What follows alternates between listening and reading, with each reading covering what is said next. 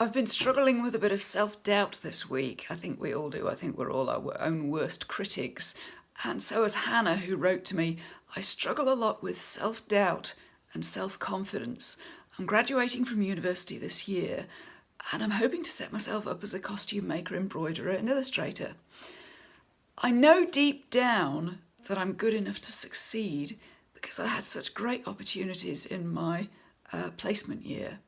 But like many others, I'm my own worst critic and sometimes struggle to believe that I'm capable and good enough to get myself out there.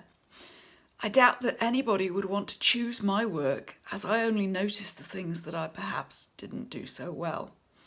It's true, isn't it? All of us deal with that. I've been cutting out this corselet this morning and in my head the whole time I can hear what the haters would say, you know? So yeah, we're all our own worst critics. And that's the key to overcoming self-doubt. When you're afraid to put yourself out there, when you're criticising yourself and having trouble and holding yourself back, the important thing to remember is that we all do that. Even the most confident people, the most seemingly confident people. I was having a little text chat this week with a friend of mine who's a businessman and a very successful businessman. And he was saying, oh God, I can't believe I have to do this. Oh, I'm going into a new market and it's just, oh, it's a new thing. And I was like, are you kidding me? You're a rock star. Why would you be having trouble? Yeah, but it's a new thing and I'm not sure and it might not work. Are you kidding me? Everybody has this trouble with self-doubt. And the way to overcome it is quite simple. It's to realise that we all go through it. And because we all go through it, we're all having trouble putting ourselves out there. Everybody who is putting themselves out there is having trouble with it.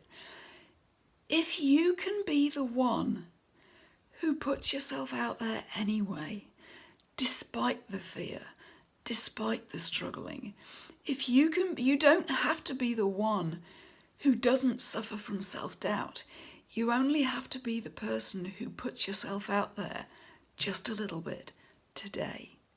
It might be hard tomorrow. You might not put yourself out there tomorrow. But if you can be the one who actually feels the fear and does it anyway, as the book title says, if you can just do that one time today, maybe do it one time tomorrow, if you can be the one to put yourself out there, you not only put yourself miles ahead of all the other people who are too scared, but you also give permission for other people to put themselves out there. I heard a great piece of advice a few years ago from somebody seemingly much more confident than me. And it turned out the reason that he had done so well in his life, in business, had been because he realised that there isn't any competition at the top. Most people aim for here in the middle because they think that's what they can get. And if you aim really high, there's not much of a crowd up there because nobody believes that they belong up there. Nobody's competing up here half as hard as they compete for this set of results down here. So what would happen, do you think, if you just had a little bit of, what's the word? If you just had a little bit of courage, if you just had not even a little bit of courage, but just a little bit of sass, and just put yourself out there today. And the important element to go with that is to have a strong support network around you. Surround yourself with the people who support you and who believe in you, and try to just distance yourself a little bit from the people who aren't so sure, or who aren't so sure of themselves.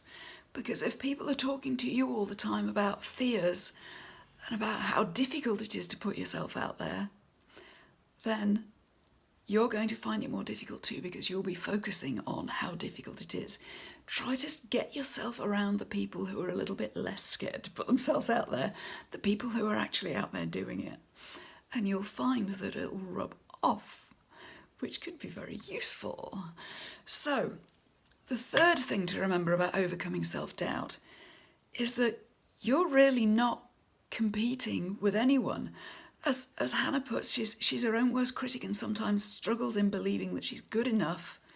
She doubts that anybody would want to choose her work over anybody else's because she only notices the things that she perhaps didn't do so well. What if everybody was unique? What if everybody did different work? I suggest you go and look this week at the exhibition by the Underpinnings Museum, which is an online museum. You don't have to travel to go there. And it's a history of the modern corsetry renaissance.